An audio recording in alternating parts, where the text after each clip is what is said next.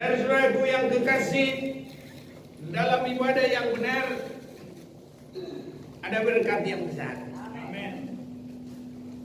Tetapi ada dua macam berkat.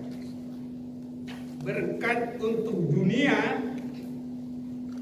dan satu lagi adalah berkat untuk kita boleh masuk di surga. Karena dunia ini hanya sementara. Dan dunia ini penentuan, penyaringan. Yang mana yang layak boleh masuk surga. Ada orang yang merasa jalannya sudah benar, tapi ujungnya menuju maut. Itu sebabnya kita harus memperhatikan firman Tuhan dengan sungguh-sungguh. Dan berkat yang paling besar adalah kalau kita kaya di dalam kerajaan surga. Kaya di hadapan Allah. Karena ada seorang yang sangat kaya secara jasmani. Karena dia kaya, dia mengandalkan kekayaannya, dia bersuka cita di dalam kekayaannya. Sampai dia berkata begini, "Hai jiwaku, begitu banyak harta bagimu, sampai bertahun-tahun dengan limpah tidak akan kurang. Istirahatlah, bersenang-senanglah." Dia berkata begitu. Tuhan mendengar semua apa yang dikatakan oleh manusia. Bahkan yang di hati manusia juga Tuhan lihat. Di pikiran manusia juga Tuhan lihat. Begitu dia berkata begini. Begitu tadi, "Hai jiwaku." Tuhan berkata, "Hei bodoh, orang kaya bodoh, malam ini ku cabut nyawamu." Dan tidak ada jaminan karena harta itu. Demikianlah jadinya, kata firman Tuhan, bagi seorang kalau dia hanya kaya dalam perkara jasmani ini, kalau dia tidak kaya di dalam kerajaan surga, di hadapan Allah. Jadi berkat yang besar supaya kita boleh masuk hidup yang kekal selama-lamanya. Dan kesempatan untuk itu saya yakin masih terbuka bagi kita semua. Ya, asal kita mau memperhatikan kebenaran firman Tuhan. Saya mau mengajak kita baca di dalam Kisah Para Rasul.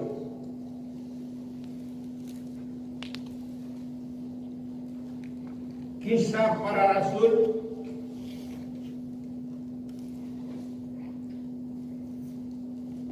ayat pasal yang ke-13 dulu, ayat 22. Setelah Saul disingkirkan, Allah mengangkat Daud menjadi raja mereka. Tentang Daud, Allah telah mengatakan, "Aku telah mendapat Daud bin Isai, seorang yang berkenan di hatiku dan yang melakukan segala kehendak." Berbahagia yang membaca, mendengar dan melakukan firman Tuhan. Karena itu mari kita baca bersama-sama. 1, 2, 3. Setelah Saul disingkirkan, Allah mengangkat Daud menjadi raja mereka. Tentang Daud, Allah telah menyatakan, "Aku telah mendapatkan Daud bin Isai, seorang yang berkenan di hatiku dan yang melakukan segala kehendak." Saudara-saudaraku, kalau berkat yang paling besar, kalau kita sudah selesai hidup di dunia ini, bermacam-macam umur kita nanti. Ada yang kepala 3 udah berangkat menghadap Tuhan. Masuk surga atau tidak saya nggak tahu loh. Tapi dia menghadap Tuhan. Nah, begitu menghadap Tuhan, tempatmu di sana. Kalau Tuhan bilang nanti begitu kan, sebelah kiri. Wah, tempatmu di sana, sebelah kanan. Wah, itu aman lah itu. Tapi sebelah kiri, waduh. Jadi saudara-saudaraku, ada yang dulu masih muda. Bahkan paling ini masih di kandungan juga ada yang meninggal. Nah, jadi kita nggak boleh berkata nanti kalau saya sudah umur begini baru saya cari Tuhan, jangan. Ya. Jadi kita mau sungguh-sungguh kapanpun mencari Tuhan, karena orang menghadap Tuhan itu bermacam-macam, saudara. Ya. Ada juga kepala 7, ada juga kepala 8. Semakin 7-8 semakin jarang, apalagi 9 sudah jarang sekali, apalagi 100 mungkin satu di antara berapa ya. Inilah saudara-saudaraku, jadi berkat yang besar kalau kita sudah selesai tugas di dunia ini. Apa saja dia tadi, pegawai, yang jualan, yang di kantor, yang di sawah, apa saja. Kalau sudah selesai dan kita menghadap Tuhan, kalau seperti Lazarus disambut oleh malaikat. Karena kalau di lembah-lembah bayang-bayang maut itu kita nggak tahu mau kemana, saudara. Nggak tahu jalan kemana-mana. Ke surga kita belum pernah. Tapi syukur, pasti ada yang jemput. Hanya yang jemput itu juga 2 macam. Ada dijemput malaikat Tuhan, ada juga dijemput oleh malaikat iblis. Semoga kita semua dijemput oleh malaikat Tuhan kalau kita sudah menghadap Tuhan. Amin. Tapi kalau boleh jangan langsung pergi dulu, biar kaya dulu dalam kerajaan surga. Nah, makanya yang kita kerjakan sekarang adalah cari dahulu kerajaan surga dengan kebenarannya, sekalian akan ditambahkan.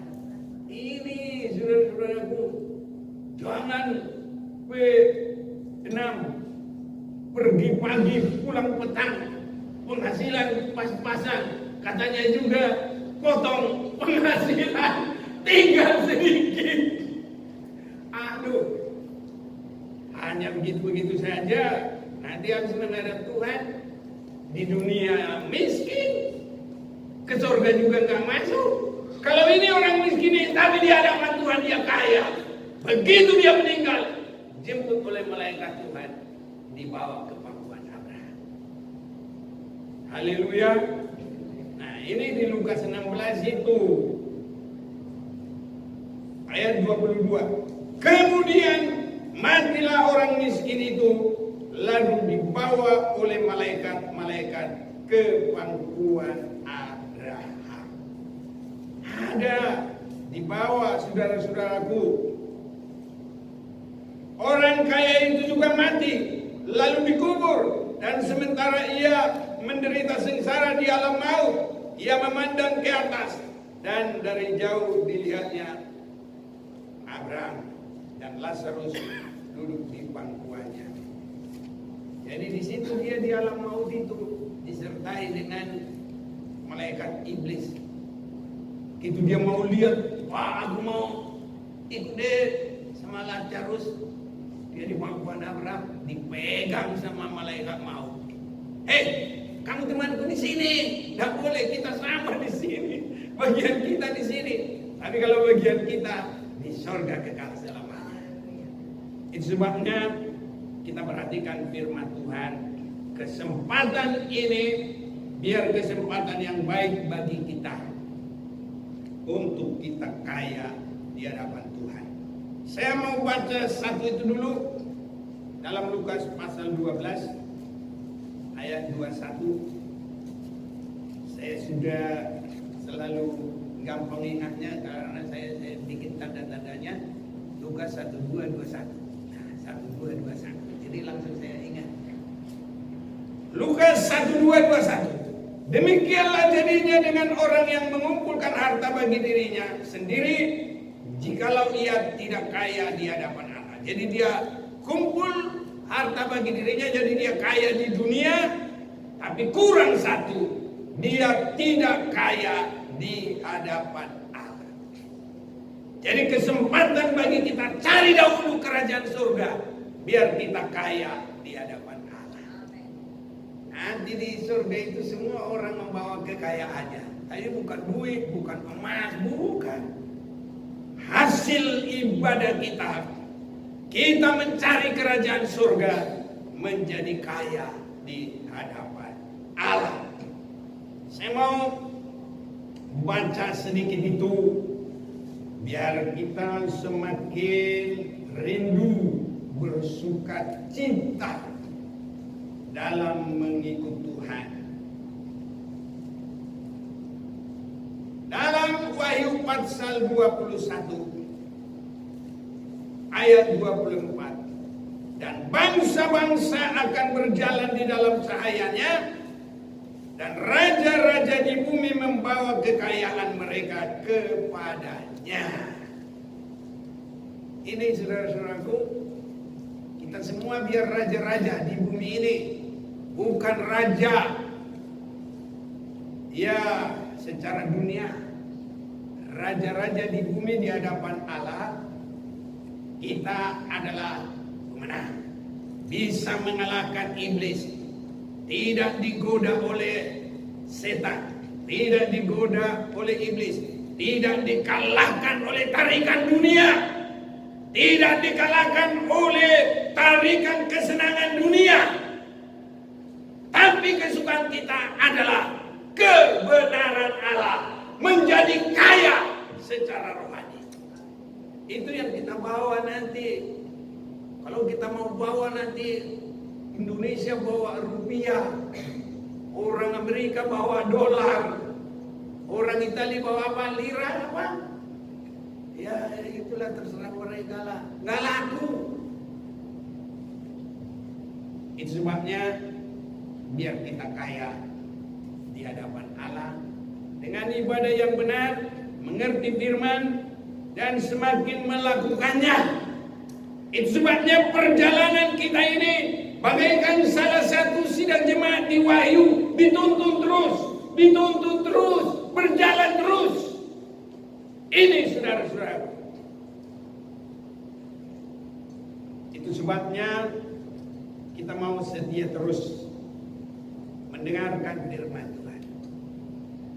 Sepanjang hari umur kita dalam ibadah-ibadah yang bagaikan salah satu jemaat yang ada di dalam Wahyu itu masing-masing berjalan, dan masing-masing itu Tuhan tentukan mana untuk dia, firman Tuhan apa untuk dia, melengkapi dia apa yang Tuhan akan bikin.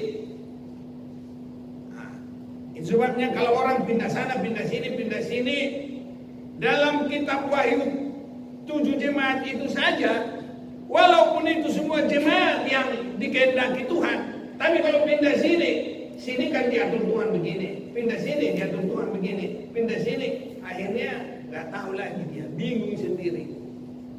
Boro-boro mau 7 peraturan sidang jemaat itu mau dilakukan, satu saja belum tentu bisa. Makanya harus setia dalam pengembalaan. Karena masing-masing itu Tuhan tentukan. Itu sebabnya beda jemaat di Efesus, beda Tiatira, beda Pergamus, beda Philadelphia, apalagi Laodikia, Philadelphia. Ini saudaraku, beda itu masing-masing. Yang ini ditegur, kamu kasihmu mula-mula sudah hilang. Ini ditegur, kelihatannya kamu seperti kaya, tapi kamu jemaat yang mati, miskin di hadapan Tuhan. Ini saudaraku, itu sebabnya 2-3 aja susah kita saudaraku, 1 aja belum tentu bisa. Sebabnya setia dalam Tuhan, setia tergembala, berdoa. Kalau sudah ditetapkan hati kita dalam satu penggembalaan, setia, supaya Tuhan memberkati kita. Kalau pindah sana, pindah sini, pindah sana, sama dengan nanam padi. Kalau pertama istilah sekarang, kalau di sini orang tahu polybag. Nah, tapi kalau di kampung persamaian, cabut, tanam, itu sudah bagus itu, tinggal dirawat di situ. Tapi kalau dipindah sana, 2 bulan pindah, 2 bulan pindah, kapan dia subur, kapan dia berakar bagus, kapan dia berbuah? Sebabnya saudaraku, setia sampai kita diberkati Tuhan di sini. Berbuah-buah di sini. Ada 30, ada 60, ada 100. Dan kita harus yang terbaik di hadapan Tuhan. Ini saudara-saudaraku. Saya mau kembali kepada ayat awal kita dalam Kisah Rasul pasal yang ke-13 tadi. Saya mau ulang baca. Setelah Saul disingkirkan, Allah mengangkat Daud menjadi raja mereka. Tentang Daud, Allah telah menyatakan, aku telah mendapatkan Daud bin Isai, seorang yang berkenan di hatiku dan yang melakukan segala kehendakku. Ini Saul disingkirkan. Saya berdoa semoga kita tidak ada yang tersingkir. Semua berjalan dan sampai bertemu dengan Tuhan, memasuki suasana kerajaan 1000 tahun, baru nanti masuk Yerusalem baru. Kita kekal di sini. Semuanya ada di sini. Lihat kiri kanan, biar semuanya ada di sana nanti. Oh saudaraku, dulu kita cari Tuhan di Hotel Alo. Kita boleh sampai di Yerusalem baru. Haleluya. Aduh, enak kalau begitu. Akan setia terus. Tuhan Yesus memberkati. Saudara-saudaraku, ini Saul ini sebenarnya sudah mendapat kemurahan yang luar biasa, tapi tidak setia. Tidak terus memperhatikan firman, malah melanggar firman. Saudara-saudaraku, boro-boro masuk ke surga. Di dunia ini saja sudah diganti kedudukannya. Orang-orang yang tidak bersungguh-sungguh, tidak setia, boro-boro ke surga. Di dunia ini juga diganti kedudukannya. Siapa itu? Ya ini Saul. Siapa lagi diganti kedudukannya? Banyak. Judas diganti oleh Matias. Gak usah ke surga, di dunia ini aja sudah diganti. Saul disingkirkan. Saudara-saudaraku, sangat menyedihkan, sangat mengerikan yang tidak setia. Tidak hanya kedudukannya diganti, rohnya saja diganti. Ini sangat sedih, saudaraku. Tadinya pertama-tamanya Saul itu roh sukacita, malah dia menyembah Tuhan. Saya ini orang kecil dari suku Benjamin, suku paling kecil di Israel.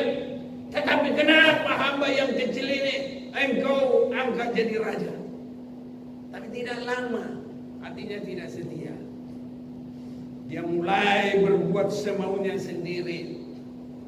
Dia mengatur langkahnya, dia mengatur ibadahnya sendiri, dia menentukan ibadahnya sendiri.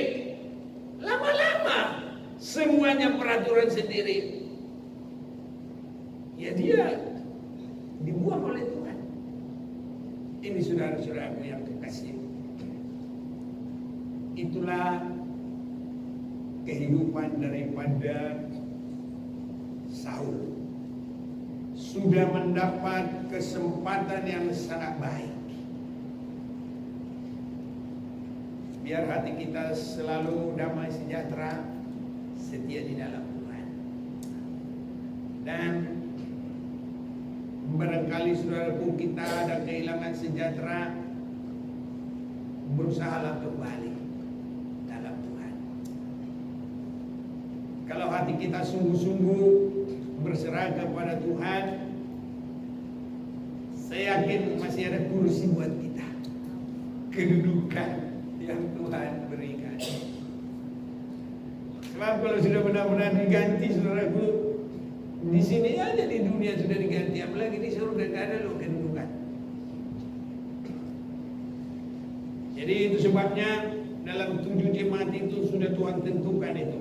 Umat Smyrna, Pergamus, Efesus, Tiatira, Philadelphia, ini semua sudah tentukan di sini.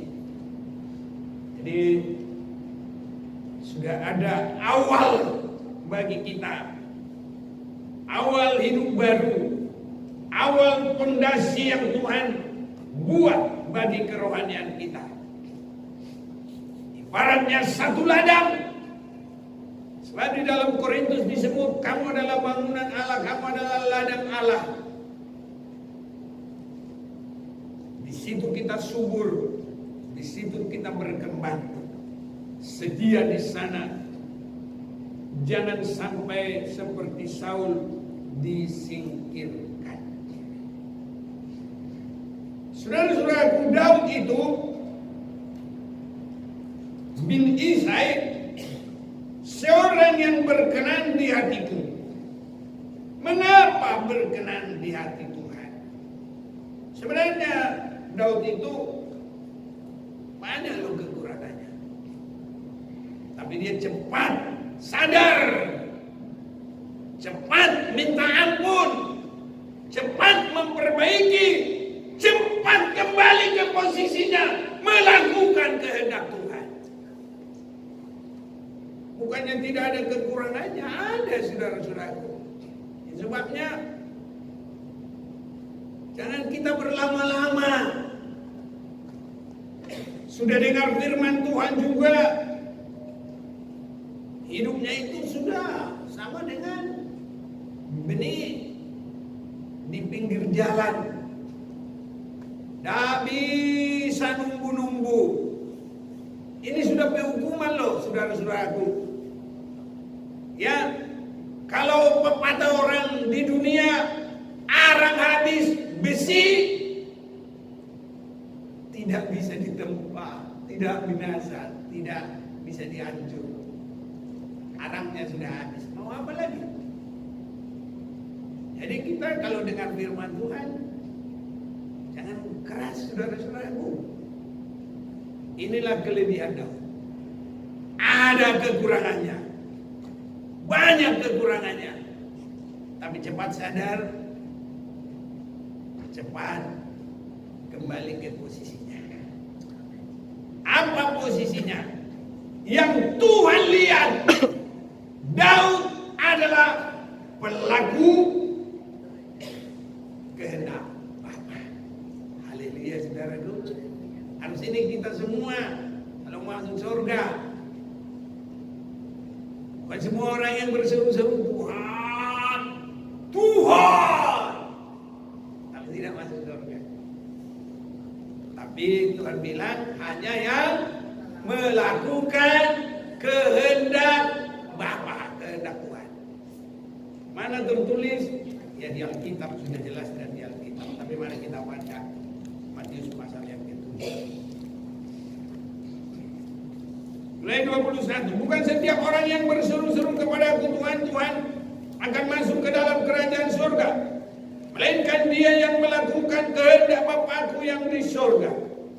Pada hari terakhir banyak orang akan berseru-seru kepadaku, Tuhan, Tuhan, bukankah kami bernubuat demi namamu dan mengusir setan demi namamu dan mengadakan banyak mujizat demi namamu juga? Pada waktu itulah aku akan berterus terang kepada mereka dan berkata, aku tidak pernah mengenal kamu, nyala daripadaku kamu sekalian pembuat kejahatan. Saudara-saudaraku, orang masih di dalam kebaktian ibadah, ada di gereja, bisa juga dia ikut pelayanan, karena di sini pelayanan dia mengusir setan, bernubuat, dan disebut lagi mengadakan banyak mujizat. Itu pelayanan. Tapi semua itu dilakukan tidak sesuai kehendak Tuhan, tidak sesuai firman Tuhan. Di dalam dirinya semua dilakukan maunya saya. Dia tidak tergembala, tidak bisa dibilang. Ya, sering sekali saudaraku, banyak pun melayani, banyak pun di gereja, setia pun di situ. Ya ini, nanti pada masa terakhir, aku tidak kenal, nyala dari hadapanku. Itu sebabnya setiap kita dengar firman harus apa teguran Tuhan kepadaku. Perhatikan. Kembali kepada posisi pelaku firman Tuhan. Karena membiarkan diri itu begitu terus. Bahaya. Biarpun ada di dalam, biarpun melayani, apa bahayanya? Punya mata tidak melihat, punya telinga tidak mendengar, lama-lama makin keras. Sekalian dikeraskan seperti Raja Firaun. Ini bahaya saudaraku, banyak sekali orang tidak penurut. Saya bersyukur ini pengalaman pribadi. Saya bertahun-tahun hanya latihan penurut. Tapi sekarang saya bersyukur karena saya mengerti tidak sesuai kehendak, tidak sesuai dengan kesenangan. Karena saya dulu dijanji sekolah Alkitab hanya setahun kerja, kerjakan sebaik-baiknya. Piara babi, kerja sawah, ya banyak sekali, susun kursi apa semua. Kalau kebaktian, sekarang penginjilan, ya kalau dari Kampung Rawang itu ke Tanjung Balai naik sepeda, ke Pamingke naik sepeda, ke Desa Gajah naik sepeda. Ya, setahun pikir saya. Tahu-tahu udah mau dikirim, pendeta saya bilang, "Ani, ada KTP-mu?" Nggak ada, Om. Ya kamu nggak bisa. Saya urus dulu KTP-mu, tahun depan kamu berangkat. Tuhan, setahun lagi. Saya sudah pilih-pilahin setahun. Apapun saya kerjakan sebaik-baik mungkin. Lulus saya. Tapi begitu. Nggak tahu aku diakali apa enggak. Pokoknya begitu. Nah, udah 2 tahun saya kerja. Sambil menangis gara-gara. Masa anak muda ganteng menangis. Ya udah sambil begitu. Yang teman saya cuma berani, cuma di sawah, cuma di hutan cari kayu, cari apa semua. Nah itu pengalaman saya di kisaran itu. Udah mau 2 tahun, dibilang lagi nih, kamu kalau nggak penuh Roh Kudus nggak boleh dikirim. Aduh, sudah, Pak. Begini kata pendetaku, kalau aku nggak penuh dengan Roh Kudus, aku nggak bisa sekolah kitab. Tuhan, berikan aku Roh Kudusmu. Ya, Jadi apapun harus belajar menurut. Kalau saya untuk dipenuhi dengan Roh Kudus, kalau saya lagi cari kayu naik sepeda itu langsung di kebun situ. Ayam kerja cepat, jam, selesai. Sandarkan sepeda, berdoa di Tuhan. Tuhan, penuhi dengan Roh Kudus. Saya mau sekolah kita. Nah, kalau pas saya ke sawah, kalau lagi panen banyak jerami, masuk di bawah jerami, panas juga nggak apa-apa. Jerami bisa begini-gini jerami. Kalau dilihat saya yang ada di dalam berdoa. Kalau nggak ada jerami, aduh, bagaimana saya berdoa ini? Ya itulah pengalaman saya. Jadi disuruh harus siap dengar, siap lakukan. Tak ada melawan. Biarpun nasi saya sudah di meja, Tuhan berkati makan, saya mau makan. Mari, yuk, berangkat. Nah, jadi saya dilatih, dengar turut. Nah, saya bersyukur, saya melihat sekarang itu belum ada apa-apa. Kalau apa? Kalau dibanding dengan Tuhan Yesus. Ini gembala kita dan ini yang kita harus turut.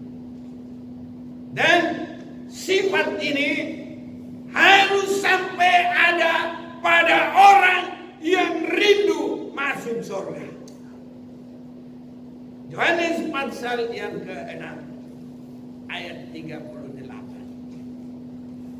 Sebab aku telah turun dari surga bukan untuk melakukan kehendakku, tetapi untuk melakukan kehendak Dia yang telah mengutus aku. Yohanes 6 ayat 38. Yesus menetapkan semua hidupnya hanya melakukan kehendak Bapa. Itu sebabnya bagi Dia tidak perlu cari kesenangan, tidak perlu cari yang lain-lain. Hanya satu, hanya melakukan kehendak Bapa di surga. Kiranya kita mengarah ke situ dan semakin mendalam di situ dan sampai kita bisa menghayati seperti Yesus. Haleluya. Sehingga kalau kita menyanyi bukan hanya karena tahu, kita bisa menyanyi seperti Yesus, seperti Yesus, itu saja ku minta dalam jalanku sampai ke surga. Saya mau seperti Yesus. Orang datang ke gereja semaunya sendiri. Ini orang datang ke gereja hanya bikin susah Tuhan. Apa susah Tuhan? Tuhan, aku sakit, sembuhkan aku. Yesus jadi apa? Dokter kita. Tuhan, jagai aku. Yesus jadi apa? Sapam kita. Tuhan, kasih aku makan. Yesus jadi pelayan kita. Mana ada kita katakan, Tuhan, apa kehendakmu? Biar aku lakukan. Ini paling baik. Ini sudah peningkatan, itu sudah mengerti mau masuk surga. Tapi kalau hanya terus ini. Cari dahulu kerajaan surga, yang lain itu semua diberikan. Sebenarnya kau usah pikirkan dimakan, diminum. Kalau pikirkan apa yang dimakan, diminum, itu sebetulnya itu orang-orang yang di luar Tuhan. Betul, bukan aku yang bilang. Matius pasal yang ke-6. Ada yang baca, ya bantu. Mulai 25 deh. Matius 6 ayat 25. Hal kekhawatiran, karena itu aku berkata kepadamu, janganlah khawatir akan hidupmu, akan apa yang hendak kamu makan atau minum, dan janganlah khawatir pula akan tubuhmu, akan apa yang hendak kamu pakai. Bukankah hidup itu lebih penting daripada makanan, dan tubuh itu lebih penting daripada pakaian? Pandanglah burung-burung di langit yang tidak menabur dan tidak menuai dan tidak mengumpulkan bekal dalam lumbung, namun diberi makan oleh Bapamu yang di surga. Bukankah kamu jauh melebihi burung-burung itu? Siapakah di antara kamu yang karena kekhawatirannya dapat menambahkan sehasta saja pada jalan hidupnya? Dan mengapa kamu khawatir akan pakaian? Perhatikanlah bunga batu di ladang yang tumbuh tanpa bekerja dan tanpa memintal. Namun aku berkata kepadamu, Salomo dalam segala kemegahannya tidak berpakaian seindah salah satu dari bunga itu.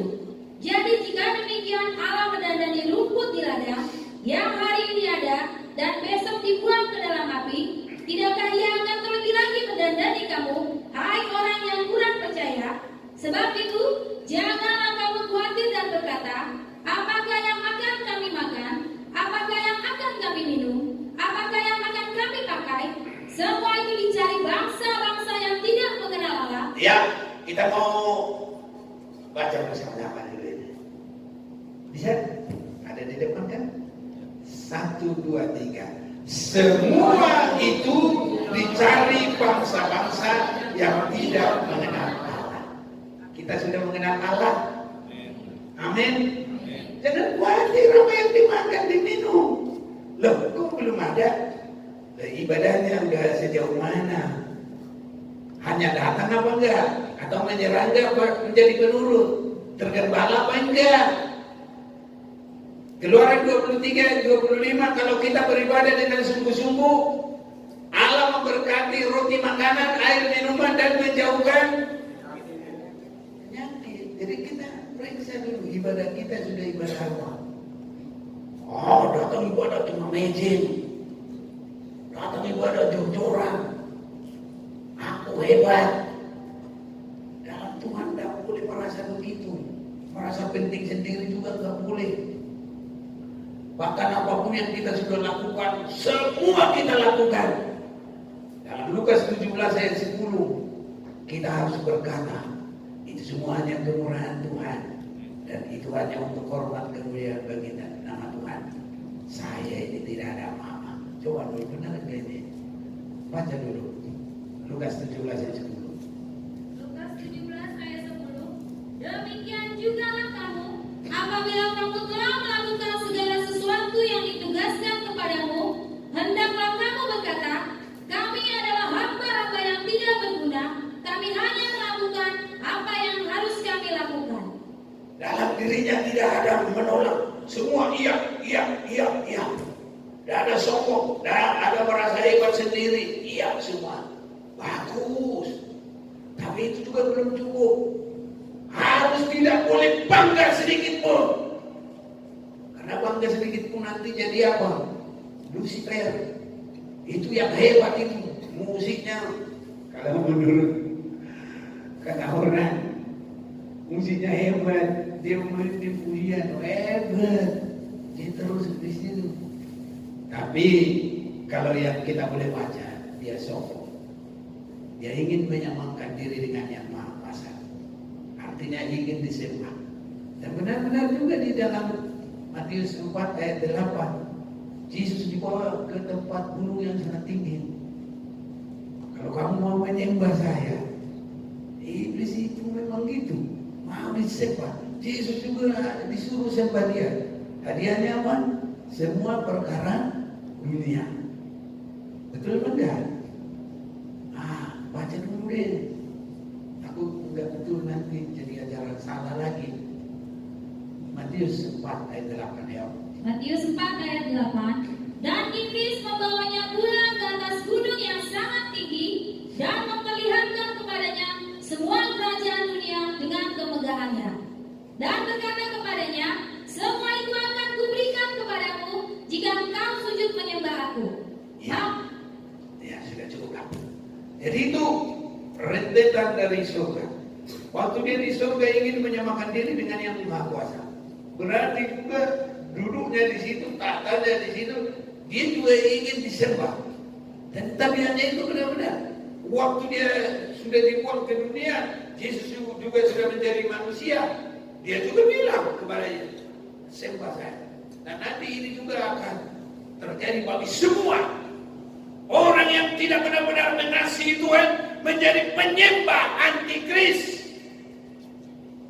Dan nanti hadiahnya tidak usah pakai duit, bisa mendapatkan semua makanan, minuman, apa fasilitas. Yang penting terima tanda antikris, tenang. Bagaimana menolak itu? Mengasihi Tuhan dengan sungguh. Pelaku firman, dia datang pun sama dengan Yesus. Iblis, kenyanglah engkau. Kita nggak boleh dimasuki tanda antikris. Haleluya. Nggak bisa. Tapi kalau hati kita sudah mengasihi dunia, nggak ada tergembala, nggak tunduk kepada firman Tuhan. Oh, gampang aja saudaraku dimasuki. Ya, ini saudara-saudara. Itu sebabnya kita harus menjadi pelaku firman Tuhan. Di dalam Matius pasal 7 ayat 21 sampai 23 itu, dia ada di tempat persekutuan itu. Jangan-jangan suaranya itu paling kencang. Tuhan. Gitu. Tapi bukan semua orang yang berseru Tuhan masuk ke dalam kerajaan sorga. Hanya mereka yang melakukan. Itulah kelebihan Daud tadi. Saul tidak kembali bertobat cepat, tidak menyesali dosanya, terus dia biarkan. Akhirnya kedudukannya diganti, bahkan rohnya saja dicabut. Roh Kudus, roh Allah dicabut, dan dia dimasuki oleh roh jahat. Kalau orang sudah dimasuki oleh roh jahat, tidak ada kepuasan. Cari apapun perkara dunia, tidak ada kepuasan. Iya, kalau ada anak Tuhan yang menurut firman, main musik. Siapa itu main musik? Daud main musik. Tenang dia. Biar Tuhan berkati kalau kita di sini setiap ada ujian semua harus damai sejahtera. Harus merasakan suasana surga. Haleluya. Ini saudaraku, kalau semua kita pelaku firman dulu, ibadah kita ini masih jauh asal terdengar. Apa itu ya? Oh, enak. Kenapa mainnya begitu-begitu saja? Cara mainnya juga begitu. Tapi kalau diurapi oleh Tuhan, itu lebih hebat dari apapun musik dunia ini. Sana itu pintar semuanya, nyanyinya pintar, kita kadang-kadang pas. Oh, di sana itu sampai cengkok-cengkoknya itu nggak ada yang salah. Itu udah belajar rahmat itu. Tapi itulah bedanya, biarpun kita nggak begitu hebat sekali, Tuhan kita yang hebat. Kalau kita diurapi, orang bisa merasa siap, damai sejahtera. Ada yang kerasukan setan, setannya keluar. Sama seperti Saul kan, dengar musiknya yang diurapi Tuhan, setannya keluar. Jadi sampai pun nanti kalau ibadah-ibadah kita ini pakai siaran langsung, kan bisa didengar di mana-mana pun, di luar negeri pun bisa. Itu harus merasa beda ini. Bedanya apa? Kita beribadah, kita tergembala pelaku firman, dan kita yang diurapi oleh Tuhan. Seperti Daud pelaku firman, diurapi oleh Tuhan. Dia main musik, orang damai. Yang dirasuk setan juga bisa damai. Haleluya. Ini orang gak ibadah pun, kalau dia sudah gak mau sungguh-sungguh kepada Tuhan, ya, dia bisa keluar. Setan terus yang menguasai kehidupannya. Dipikirin dunia ini. Itu sebabnya kita harus berusaha cepat kembali kepada Tuhan. Tuhan berkata kepada siapa yang disuruh ke Jope? Yunus. Ke Niniwe. Tapi dia pergi ke Jope. Dia nggak menurut. Tuhan masih tahu kalau dia masih ada cinta Tuhan. Tuhan suruh dimakan ikan, diantar ke Niniwe. Wih, hebat Tuhan. Gak pakai bayar lagi. Kemudian di dalam perut ikan langsung sampai sana. Dan gak salah lagi, gak pakai GPS itu. Karena dia dipimpin oleh Tuhan. Kemana pun itu Niniwe itu dia tahu aja. Diatur oleh Tuhan. Makanya kalau langkah kita diatur oleh Tuhan, indah saudara. Ya, langkah diatur oleh Tuhan pasti sampai ke hidup yang kekal selama-lamanya. Asal kita mau berserah dengan sungguh. Raja Niniwe belum mendengar karena yang dijalani oleh Yunus baru sepertiga. Tapi semua orang Niniwe sampai raja-rajanya, ya rajanya turun, tanggalkan jubahnya, dia duduk di tanah, merendahkan diri, dia datang kembali ke jalan Tuhan. Ini kelebihan Niniwe. Haleluya saudaraku. Jangan kita nanti di dalam ibadah gak mau berubah-ubah bertahun-tahun. Itu sebabnya itu sangat berbahaya. Kalau ditinjau dengan lamanya, sudah menjadi apa? Guru, pengajar. Tapi apa yang terjadi? Awal-awal saja belum beres. Saudara-saudaraku, dalam perjalanan rohani kita harus benar-benar dan mengerti. Orang sekolah kalau nggak ngerti, dia pikir dia mahasiswa padahal TK terus. Bahaya saudara. Diketawain orang. Kuliah di mana? Oh, kuliah di Solo. Mana itu? Solo. Tahu-tahu TK saudaraku. Nggak tahu dia. Tapi kita harus tahu saudaraku, dari mana kehidupan kita. Haleluya. Ini saudara-saudara. Itu sebabnya yang sangat diberkati oleh Tuhan. Tuhan hanya senang bersama dengan orang yang berani melakukan firman. Ini yang berani melakukan firman. Tuhan hanya senang dengan orang yang berani melakukan firman. Itu sebabnya ibadah juga harus meningkat. Pertama kita datang beribadah mungkin karena sesuatu kebutuhan. Itu boleh. Tetapi kalau kita sudah meningkat, kita mau bersama dengan Tuhan untuk hidup yang kekal, Tuhan hanya mau bersama dengan orang yang melakukan firman Tuhan. Ini saudara-saudaraku. Itu sebabnya kita harus mengambil seperti Yesus. Yesus menentangkan semua langkahnya, semua hanya melakukan kehendak Bapaknya. Apakah kalau ini kita lakukan Tuhan tidak memberkati? Oh, justru sangat diberkati.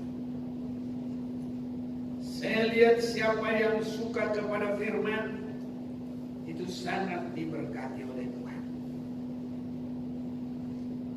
Mulai dari awal manusia yang pertama melawan hati nuraninya. Manusia yang lahir pertama siapa sih? Kain. Pada saat itu saudara Taurat tahu atau Injil? Belum. Tapi apa yang ada? Hati nurani. Hukum hati nurani. Dia membunuh. Dia iri. Dia dengki. Lanjut menjadi pembunuh. Dia tidak melakukan firman. Terbuang terus. Esau terbuang. Tapi manusia kelahiran ketujuh dari Adam Set, karena Kain sudah dibuang, Habil sudah mati, maka Set dan orang yang ketujuh adalah Henok. Terus bergaul dengan Adam. Bergaul dengan Allah itu sama dengan Yesus melakukan kehendak Tuhan. Sebab kalau kita biar di dalam bersama-sama tapi tidak melakukan, itu namanya duri. Itu namanya di dalam itu sama dengan Judas, sama dengan Saul.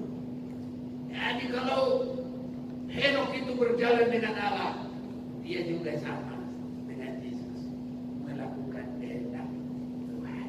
Haleluya. Kalau kita melakukan kehendak Tuhan, lihat, rasakan berkat semakin meningkat, hati semakin tenang, muka juga kelihatan semakin bersinar. Haleluya. Benar loh. Perempuan kalau hidupnya benar di hadapan Tuhan, mukanya juga tambah cantik tuh, bersinar di hadapan Tuhan. Amin. Di hadapan manusia juga. Makanya hati-hati, jangan gampang tergoda. Nanti sinarnya hilang. Ini saudara. Benar, kalau semakin melakukan kehendak Tuhan, bersinar. Bersinar. Jadi kita juga kelihatan, saudara.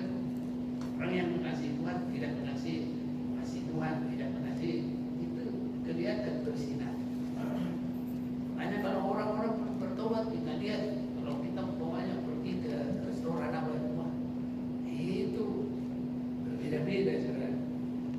Kepada anak Tuhan, kelihatan seperti bintang-bintang di langit bersinar. Haleluya. Amin, saudaraku. Kalau kita semakin mengasihi Tuhan, kelihatan semakin muda. Amin. Oh, si Kaleb bilang, dulu saya 45 tahun, sekarang sudah 2 kali lipat. Saya masih sama. Nah, itu saudara. Ya, saya juga udah ada berkat itu sedikit. Nah, menurut Bapak, kalau saya umur Bapak 60, dia bilang. Di korting 15 tahun. Ini saudara-saudara, itu pandangan dunia. Jadi kita ini juga begitu, saudara. Semakin melakukan firman, semua semakin indah. Hatinya semakin tenang, hatinya semakin damai, rezekinya semakin nyata, kelihatan, semua semakin tenang. Percaya, saudaraku? Amin. Haleluya. Saul itu cepat sekali dia keriput. Kenapa? Bukannya roh Allah lagi dalam dia. Yang ada apa? Roh setan. Ketakutan. Oh, itu. Orang kalau sudah ketakutan, cewek yang cantik aja kalau udah ketakutan mengkeret. Senyumnya hilang, saudaraku. Tapi kalau bersukaria dulu, gak cakap pun masih ada jerawatnya, tapi kelihatan cantik. Karena dorongan dari dalam, apalagi Tuhan dalam kita. Haleluya. Bersinar indah. Itu sebabnya yang melakukan firman Tuhan itu luar dan dalamnya pasti semakin indah. Kiranya Tuhan berkati kita semuanya, saudaraku, meningkat. Dalam menikah, dalam rumah tangga, masa semakin kacau? Mestinya harus semakin indah. Makanya saya bilang, biar nenek sudah tua, gigi tinggal 2. Mereka tinggal berdua. Anak-anaknya sudah pergi-pergi semua. Tapi mereka semakin merasa indah karena ada Tuhan, disertai Tuhan, dan semua sama-sama mengasihi Tuhan. Haleluya. Kalau nggak mengasihi Tuhan, aduh, ya, yang enak itu cuma bulan madu. Habis bulan madu, woi. Nah, kalau dulu mungkin ada kata sayang-sayang, tapi kalau sudah habis bulan madu, aduh, yang keluar seperti orang sana itu, bisa begitu. Tapi kalau kita biar gigi tinggal 2, tapi senantiasa ada kasih yang dari Tuhan sampai sudah memaksakan, aduh udah mati satu, udah meninggal, udah pergi menghadap Tuhan, aku juga ikutlah. Jangan. Dalam Tuhan tidak ada putus asa. Bersukacita apa yang Tuhan katakan. Itu sebabnya saudaraku, biar sampai ke surga, inilah yang kehendaki Tuhan. Jadi kalau Saul itu diganti, tapi Daud itu sangat diperhatikan oleh Tuhan. Daud ini karena melakukan firman, itu artinya dia sudah terus mendengar, mengikut, melakukan, mendengar, mengikut, melakukan. Itu namanya tergembala. Itu sebabnya ada nyanyian kita, Tuhan adalah gembalaku, apa? Takkan kekurangan aku. Amin. Dia memberikan aku di padang yang berumput hijau. Dia membimbingku ke air yang tenang. Dia menyerahkan jiwa, segar jiwa kita. Haleluya. Sekalipun aku berjalan dalam lembah kegelapan. Haleluya. Tuhan bimbing kita di mana? Saya kadang-kadang berpikir, kalau kita ini nanti dipanggil Tuhan, ya nggak tahu kita mau kemana, mau kemana. Dan kalau kita sudah biasa menuruti firman Tuhan yang gembala kita, biarpun kita berjalan di lembah bayang-bayang maut, Dia tetap menyertai kita. Ini saudara-saudaraku, itu sebabnya setelah Saul disingkirkan, Allah mengangkat Daud menjadi raja mereka. Tentang Daud, Allah telah menyatakan, aku telah mendapat Daud bin Isai, seorang yang berkenan di hatiku dan yang melakukan segala kehendakku. Saudaraku, Yesus melakukan kehendak Bapa itu sampai tidak ada lagi dia mempertahankan kesenangannya, ya apapun tidak, semuanya. Sampai dia boleh berkata, Bapa kalau boleh jauhkanlah cawan ini. Itu permohonan untuk bisa tidak terlalu menderita. Tetapi sampai penderitaan, sampai kepada mati sekalipun, Yesus tetap pelaku kehendak Bapaknya. Itu sebabnya kita ini harus semakin mendalam melakukan kehendak Bapa. Baru hanya sedikit tersinggung, tidak lagi di dalam posisi meninggalkan posisi taat, ya. Dan malaikat-malaikat yang dibuang itu kan nggak taat dalam kedudukannya, ya. Itu sebabnya saudaraku, sampai Tuhan Yesus datang, kita tetap mengikut Dia, melayani Dia, menyenangkan Tuhan. Kita akan menerima tubuh dan darahnya. Itu adalah kehidupan Yesus yang sampai mati tersalib.